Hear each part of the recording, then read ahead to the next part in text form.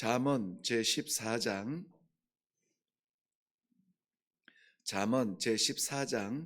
20절부터 마지막 35절까지 말씀 보겠습니다.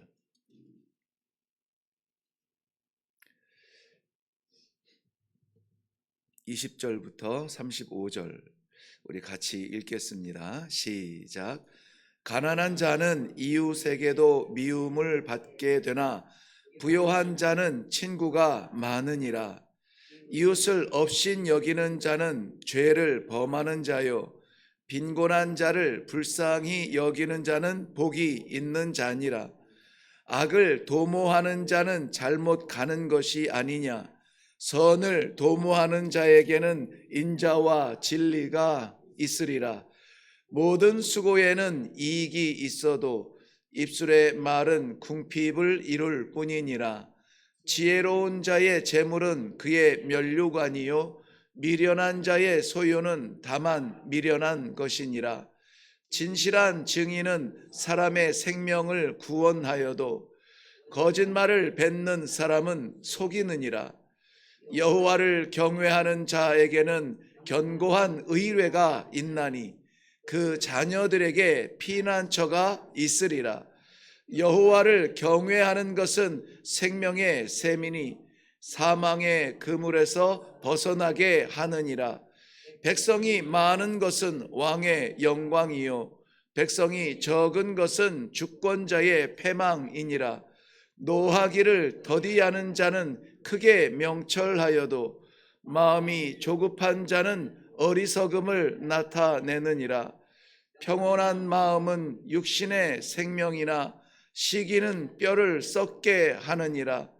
가난한 사람을 학대하는 자는 그를 지으신 이를 멸시하는 자요 궁핍한 사람을 불쌍히 여기는 자는 주를 공경하는 자니라. 악인은 그의 환난에 엎드러져도 의인은 그의 죽음에도 소망이 있느니라. 지혜는 명철한 자의 마음에 머물거니와 미련한 자의 속에 있는 것은 나타나느니라. 공의는 나라를 영화롭게 하고 죄는 백성을 욕되게 하느니라. 슬기롭게 행하는 신하는 왕에게 은총을 입고 욕을 끼치는 신하는 그의 진노를 당하느니라. 아멘. 우리 먼저 기도하겠습니다. 한 절의 말씀을 보아도 부족하고 부끄러운 삶을 인하여서 두려울 수밖에 없는 우리를 그 크신 사랑으로 이해할 수 없는 은혜로 오늘도 하나님의 백성들을 이렇게 감격함으로 말씀 앞에 서게 하시니 감사합니다. 사랑하는 백성들 희귀하신 그 보혈 의지하여서 이제 말씀을 기록하여 주옵소서. 열린 마음으로 깨끗한 마음으로 백지의 마음으로 하나님 앞에 있습니다. 사랑하는 주의 백성들에게 말씀하여 주시옵소서. 그리하여서 이 하루가 우리 하나님 보시기에 기쁨이 될 수 있는 그러한 최고의 복을 누리게 하여 주시옵소서. 이루어 주실 줄로 믿사옵고 예수님의 이름으로 기도하옵나이다. 아멘. 14장 우리 잠언 14장을 어제와 오늘 이틀에 걸쳐서 보게 됩니다. 어제도 우리는 역시 지혜로운 자와 미련한 자, 악인과 의인 이렇게 극명하게 대조되는 삶을 함께 좀 비교해 보았는데요. 오늘도 여지없이 또 그렇게 비교가 되는 삶을 보여주십니다. 선명해서 이해하기는 좋은데 너무나 분명해서 두렵기까지 합니다. 왜냐하면은 우리는 모두 다 의인의 자리에 있기를 원하며 나는 평생 죄라고는 악이라고는 생각도 안 해보았어 라고 하는 사람들조차 악인의 삶과 의인의 삶을 이렇게 비교할 때에 어느새 내 삶의 기둥이 슬쩍 이 부끄러운 자리에서 발견할 수도 있음을 우리가 너무나 잘 알기 때문에 그렇습니다. 오늘도 어제처럼 오늘 해석함이 없이 그냥 이 여호와를 경외하는 자와 여호와를 경멸하는 자, 즉 의인과 악인의 삶을 말씀이 얘기한 것만 한번 몇 가지 짚어보고 그 중에 우리 중요한 뜻 살펴보고 또 기도하도록 하겠습니다. 먼저 25절 건너가서 보면은 25절 말씀에는 사람의 생명을 구원하는 삶이 지혜로운 자, 즉 여호와를 경외하는 자의 삶이라고 말합니다. 구원하려고 사는 삶이 있고 그와 반대로는 속이는 사람이 있다. 속이는 것은 속이는 재미 때문에 그런 것은 아닙니다. 속임으로 인하여서 내가 유익하기 때문에 어쩔 수 없다라고 말을 하는 그러한 세상의 질서를 따르는 삶입니다. 그러므로 속이는 것을 재밌어 하는 사람은 없습니다. 그런데 내가 편하자니까, 내가 좀 더 얻고자 하니까 속이는 거예요. 그런 사람은 사람을 속이는 것이 아니라 여호와를 경멸하는 자, 미련한 자요 악한 자의 삶이다라고 하는 것입니다. 29절을 건너가 보면 노하기를 더디하는 사람이 여호와를 경외하는 사람이라고 했습니다. 그런가 하면은 노하기를 더디하는 자, 참아내는 사람이 아니라 마음이 조급한 사람, 이런 사람은 미련한 자요 여호와를 경멸하는, 즉 상관없는 삶을 사는 사람이라고 합니다. 어제도 아마 제가 말씀을 드린 것 같은데요. 그 TV에서 보면은 운전하는 그 사고 현장만 모아서 보여주고 몇 대 몇이냐 이렇게 따지는 이렇게 밝혀주는 변호사 프로그램이 있는데요. 거기 보면은 정말 깜짝깜짝 놀랄 만한 일들이, 어이없는 일들이 많아요. 뭐 끼어들게 하는데 한번 불빛을 반짝반짝했다고 빵 소리 한번 했다고 내려서, 심지어 어떤 사람은요 왜 빵빵거리느냐면서 칼을 들고 뒷차를 위협하는 것도 봤어요. 이 몽둥이를 들고 막 그 트렁크에서 몽둥이를 들고 나오기도 하고요. 이게 다 뭡니까? 그 마음 가운데 여호와를 기쁘시게 하는 삶을 한번 살아보아야 되겠다라고 다짐이라도 했던 사람들은 그렇게 살지 않습니다. 물론 이것이 습관적이지 않고 그냥 욱하는 그러한 성격 가운데 나오는 그러한 모습일지라도 그것이 반복되어져서는 안 된다는 것입니다. 우리 가운데 이러한 욱하는 삶, 여기 본문에서 말하는 대로 마음이 조급한 삶, 조급한 결정을 하는 사람, 이런 것이 우리 삶 가운데, 내 삶 가운데 이런 것들이 자주 나오거든 우리는 이 아침에 경계해야 돼요. 그것이 왜 그러냐? 나는 뭐 요즘에 뭐 옛날 무슨 형이니, 옛날에는 A형, 혈액형을 A형, B형 얘기했는데 요새는 뭐 무슨 다른 형을 또 얘기하더라고요. 저는 관심이 없어서 그거를 이렇게 좀 잘 보지는 이렇게 그게 무슨 뜻일까 이렇게 살펴보지는 않았는데요. 그런 성향이 아니라는 것입니다. 그런 성향이 아니라 그의 심령이, 그의 마음이, 그의 영혼이 하나님께 붙들려 있느냐, 아직 나의 성품 가운데 헤어나지 못하고 살아가느냐 하는 것이에요. 남을 판단하기를 좋아하고 남을 급하게 경멸하는 그런 모습이 우리 가운데 없어야 되겠다 하는 경고의 말씀이기도 합니다. 그런가 하면은 한 절 지나 30절 말씀에 보면은 여호와를 경외하는 사람의 모습이 어떠냐? 마음이 평온한 사람이라는 거예요. 풍랑이 일어나지 아니하는 마음이라는 표시입니다. 그런가 하면은 여호와를 경외하지 아니하는 악인의 삶의 모습은 시기하는 삶이라, 질투하는 삶이라, 그러한 모습이죠. 31절에 보면은 궁핍한 사람을 불쌍히 여기는 것도 내 인품이나 인격이 아니라 여호와를 경외하는 성도의 삶의 모습이라는 것입니다. 그런가 하면은 가난한 사람을 학대하는 사람이 있습니다. 여러분, 가난한 사람을 학대하는 사람이 있을까요? 있습니다. 가난한 것을 미련하다 하고, 가련한 것을 게으르다 하고, 가난한 것을 판단하려고 하는 그러한 이 심리적 학대와 언어적 폭행과 이러한 평가와 이런 것들에 대하여서 모름지기 그것을 아무렇지도 않게 이야기하는 사람도 있습니다. 32절 말씀에는 죽음에도 소망이 있는 삶과 환난에 엎드러지는 삶이라고 했어요. 여기에는 죽음과 환난이라는 것을 비교했죠. 보통 이웃에게 어떻게 하는 사람, 이웃에게 어떻게 하는 사람, 동일한 조건 아래서 비교했는데요. 여기에서는 죽음에도 찬송할 수 있는 사람, 죽음에도 소망을 말할 수 있는 사람, 죽음에도 하나님의 나라를 보며 평온할 수 있는 사람, 이 사람이 여호와 하나님을 믿는 사람이라는 거예요. 근데 죽음에 두려워하는 것이 아니라 죽음의 레벨에 다다르지도 않았는데, 아직 안 왔는데 환난 어려움만 당해도 엎드러지는 거예요. 어려움만 당해도 자빠지는 겁니다. 어려움만 당해도 아이고 나 죽었다 주저앉는 그러한 사람들이에요. 어려움만 당해도 말이죠.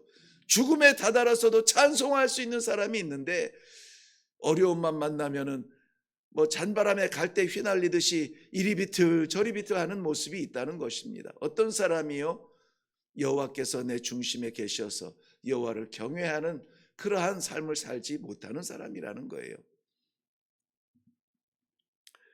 35절 말씀에는 왕의 은총을 입은 사람이 있고 왕의 진노를 당하는 사람이 있다. 마지막 심판의 자리를 이야기하는 듯합니다. 그런데 어제 또 그런 것들이 조금 비쳤습니다만 오늘 너무나 분명하게 보여주는 것이 무엇이냐면은 여호와를 경외하는 사람, 의로운 사람, 성도의 삶의 모습을 보여주고 있는데요. 이게 온전히 지금 제가 한 6가지 정도를 이렇게 비교를 했는데, 이 6가지 삶의 모습을 비교하는 것이 전부 다 우리가 영적인 모습만 이야기하지 않는다는 것입니다. 오히려 우리 윤리적인 삶의 책임을 더 많이 이야기하지 않습니까?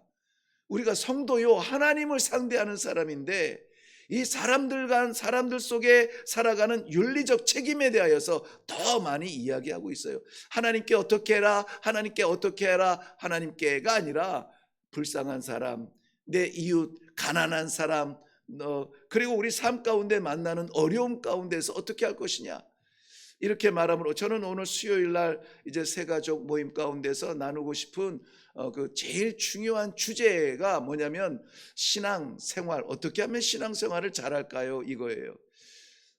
신앙과 생활을 분리하지 않습니다.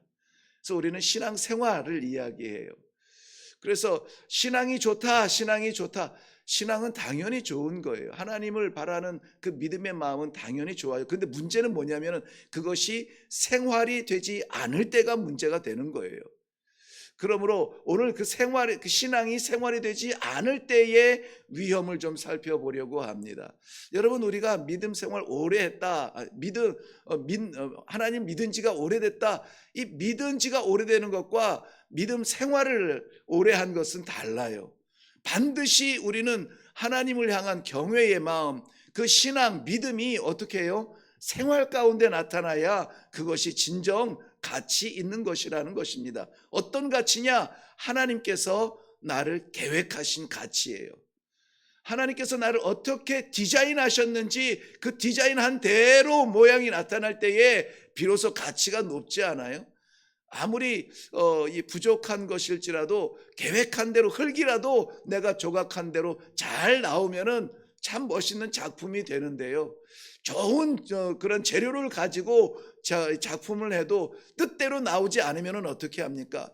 여러분, 그 그릇을 빚는 도공이 잘 빚다가 그 모양대로 나오지 않으면은요, 그걸 짓이겨 버리고 그걸 깨트려 버리는 것입니다. 오늘 아무쪼록 우리는 마지막 결론의 말씀처럼 왕의 은총을 입은 자리에 서서 하나님 앞에 찬송을 부를지언정 왕의 진노를 사는 자리에서 부끄럽고 두려워 숨는 삶이 되지 않기를 주님의 이름으로 먼저 축원을 드립니다. 네, 21절 말씀으로 돌아가면 악을 도모하는 자는 21절 이웃을 업신 여기는 자는 죄를 범하는 자요 빈곤한 자를 불쌍히 여기는 자는 복이 있는 자니라. 자, 여기 보면은 이웃을 업신 여기는 자 그리고 빈곤한 자를 불쌍히 여기는 자를 극명하게 비교하고 있죠. 그런데 이웃을 업신 여기고 불쌍히 여기는 이것이 어떻게 발전하고 연계되냐면 22절 말씀에 보면은요, 악을 도모하는 자라 그랬어요. 어떤 자가? 이웃을 업신여기는 자가. 이웃을 업신여기는 자는 악을 도모하는 자요, 빈곤한 자를 불쌍히 여기는 자는 선을 도모하는 자라. 공통적으로 여기 도모한다라는 말이 나오죠. 도모한다라는 말은 이 금속의 색이다 이런 뜻이에요. 뭔가를 이렇게 파서 새기는 거예요. 마음판에 새기는 거예요. 악한 사람이 악을 마음판에 새긴다는 거예요. 제가 아까 사용한 그 용어가 있는데요. 디자인한다라는 거예요. 디자인한다. 마음속에 디자인하는 거예요. 어떻게 디자인합니까? 가난한 이웃을 불쌍히 여기는 자, 빈곤한 자를 불쌍히 여기는 그런 마음을 이 아침에 우리가 디자인하는 거예요. 그렇게 마음의 틀을 만들어 놓는 것입니다. 궁핍한 자, 어려운 자, 그러한 자를 보면은 아이고 왜 저렇게 됐대 쯧쯧쯧하는 그러한 기준으로만 멈추는 것이 아니라 그를 위하여서 어떤 걸 디자인한다고요? 선을 디자인한다. 선을 디자인한다. 선이라고 하는 것은 바라보는 것이 아니라, 인식하는 것이 아니라 영향을 끼치는 것을 선이라고 말합니다. 우리에게 왜 하나님을 향한 선이 선하다는 말이 왜 이 지상의 용어가 될 수 없냐면은, 우리가 하나님을 경외한다고 하면서 우리 신앙생활을 하나님을 바라보면서 신앙생활 한다 하면서 하나님을 향한 삶보다는 실질적으로 우리를 위한 신앙생활을 하잖아요. 우리가 평안하고 우리가 천국 가고 우리가 구원받고 우리가 은혜 받고 이것을 위한 신앙생활에 우리가 정신을 차리지 아니하면 그런 신앙생활 할 수밖에 없는 연약함이 우리들에게는 있다는 것입니다. 그렇다면 하나님의 선하심은 어떤 것입니까? 하나님의 선하심은 자기를 내어줄지라도, 자기 독생하신 아들을 십자가에 올릴지라도 어떻게 합니까?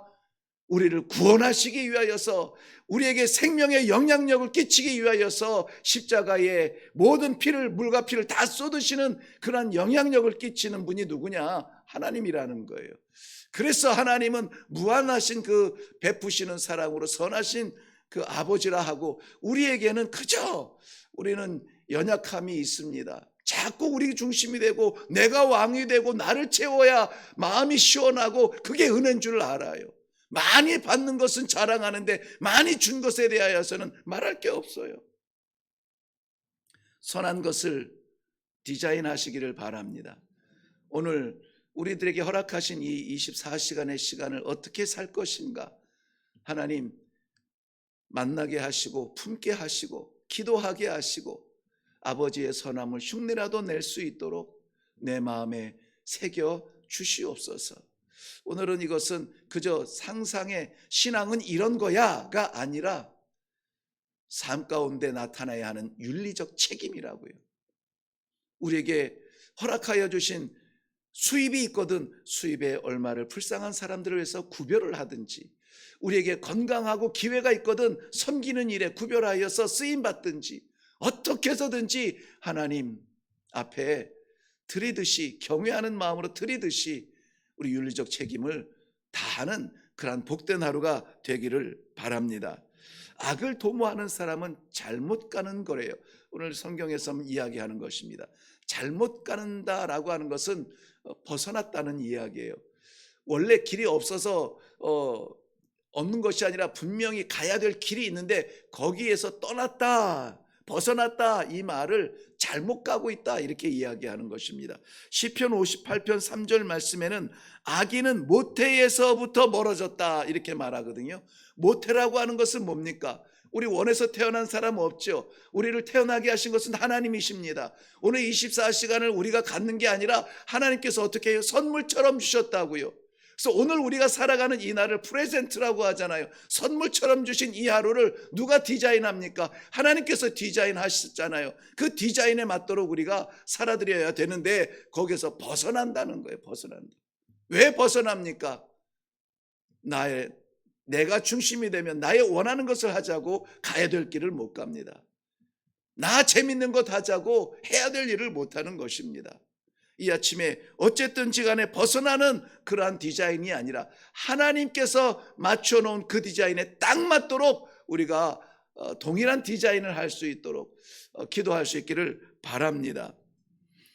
선을 도모하는 자는 인자와 진리가 있다. 이 구약에서 몇 군데 사용될 인자와 진리는 구원과 보호받음에 대하여서 연계하는 그러한 단어가 되는 것입니다.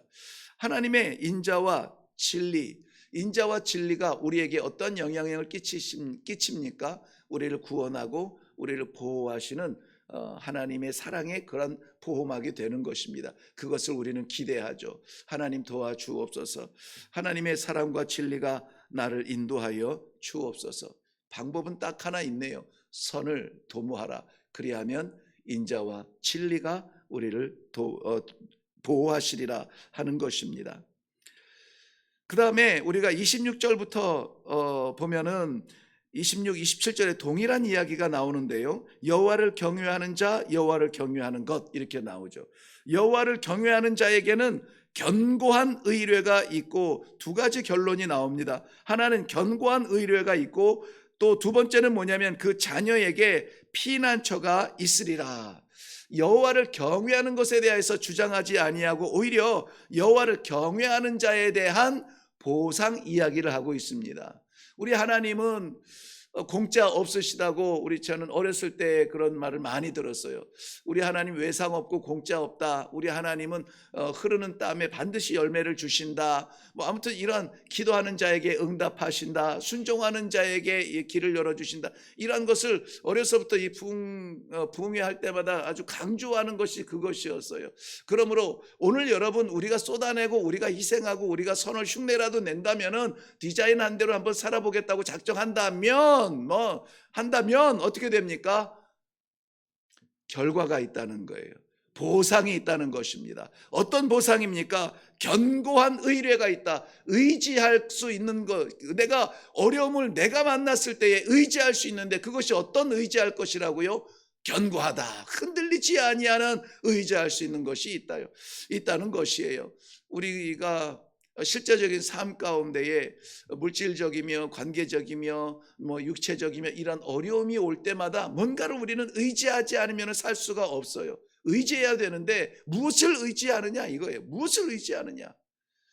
저도 지금 새벽 예배라서 이 짧은 시간 안에 간증을 다 할 수는 없지만은 이 말씀을 묵상하면서 나도 깜짝 놀랐어요. 이 해결할 방법을 내가 찾고 있었는데 야, 이거 만약에 그렇게 되면은 어떻게 하지? 해결할 방법을 찾고 있었는데 정말 언뜻 떠오르는 것이 부끄러운 일이지만은 세상에 의지할 것이었습니다. 재정에 압박이 오고 재정이 어려우면 어떻게 하지? 은행에서 좀 재정을 뭐 한다고 하죠? 이렇게 빌리는 거? 대출. 예. 네, 해보셨나요? 입에 딱 붙으셨네. 네, 대출. 예.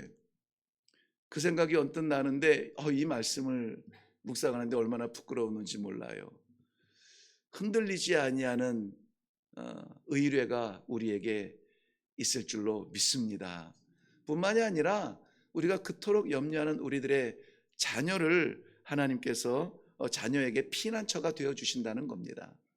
우리 자녀들에게 언제든지 숨을 수 있는 피난처가 필요하다 여기시거든 어떻게 해야 된다고요? 여호와를 경외하라. 오늘 다른 예를 안 들었는데도 시간이 이렇게 빨리 갔네요. 마지막으로 간단하게 마지막 것만 정리하겠습니다. 35절 결론의 말씀에 보면 슬기롭게 행하는 신하와 욕을 끼치는 신하가 나오는데요. 여러분 이 슬기롭게 행하는 신하를 여러분께서 보셨을 때 뭐가 떠오릅니까?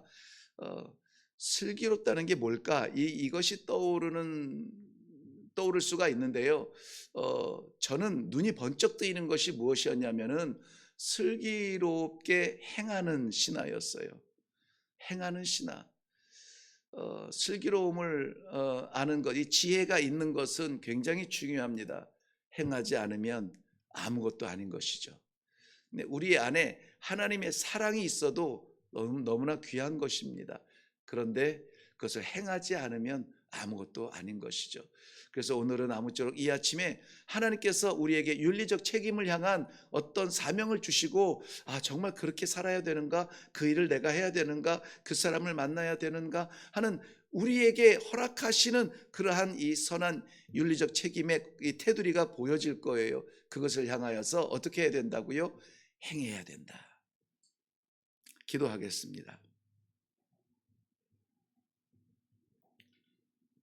왕 앞에 섰을 때에 부끄러워 숨지 아니하도록 왕의 인정을 받으며 칭찬을 받으며 그 귀한 축복을 받을 자리에 주의 백성들을 세워 주시옵소서.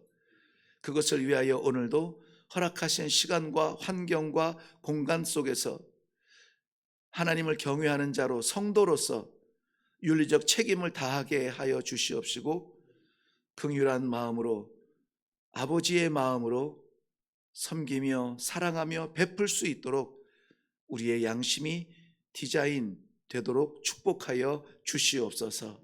감사드리며 그렇게 사용하여 주실 아버지를 의지하옵고 예수님 이름으로 기도하옵나이다. 아멘. 네, 오늘 아침에 우리 기도할 때에 먼저 우리에게 허락하신 이 신앙생활은 윤리적 책임을 전제로 하고 있음을 이야기해 주고 있습니다. 우리에게 이웃을, 특별히 빈곤한 궁핍한 이웃을 불쌍히 여기는 그러한 선을 디자인하게 하여 주시옵소서. 닥쳐오는 시간들 바쁘게 헤쳐나가느라 정신없이 살지 아니하고 삶의 목표를 정하고 나아가서 이룰 수 있는 그 아버지의 뜻을 받게 하여 주옵소서. 기도하시고 아버지를 경외하는 자가 되어서 어느 순간에도 의지할 수 있는 우리 아버지 손 붙들고 나아가게 하여 주옵소서. 사랑하는 자녀들에게 우리가 물질을, 유산을 물려주는 것이, 재산을 물려주는 것이 유산이 아니요, 우리 하나님의 경외하는 이 신앙 물려줌으로 말미암아 영원히 살아있는 그러한 생명의 피난처가 우리 아버지이신 것을 깨닫게 하여 주시옵소서. 우리 함께 기도할 수 있기를 바랍니다. 우리에게 허락하신 것 무엇일지라도 반드시 행하는 살아있는 믿음의 삶을 살게 하여 주옵소서. 우리 같이 기도하며 내려가도록 하겠습니다. 이제 5월달 하루 이틀 남지 않은 마지막 끄트머리를 보내면서 믿음의 가정, 예수가 주인 되는 가정, 십자가의 가정 되도록 다시 한번 이 아침에 기도하고, 그리고 내려가서 실천적 삶으로 나아갈 수 있기를 바랍니다. 우리 다 같이 기도하겠습니다.